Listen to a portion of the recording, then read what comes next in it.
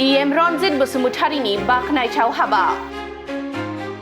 रायजो राजाफोरनि खैफोदनि समाव EM रनजित बसुमतारीखौ जेब्लायबो गसंफानायखौ नुनो मोनदों। गावनि बियाबाव थानाय रायजो राजाफोरनि जेंना जेंग्राफोरखौ सुस्रांनानै होनायखौ नुनो मोनदों। नंगौ, भारत भुटान सिमना दादगारि हाथिसार ओनसोलनि माखासे गामिफोरनि दैनि जेंनाखौ सुस्रांनानै होदों बिटिआरनि EM रनजित बसुमतारीया।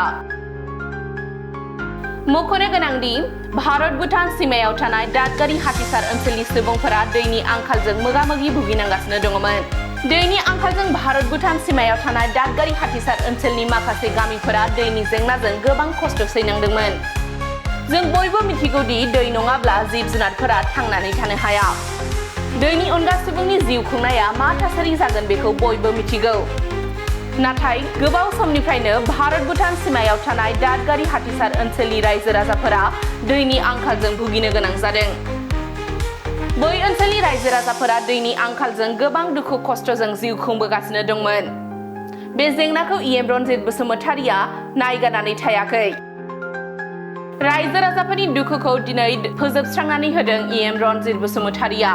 दादगारिनि हाथिसार ओनसोलनि दरनै गामियाव दैनि बरिं होनानै हेफाजाब खालामदों बिटिआरनि EM रनजित बसुमतारीया।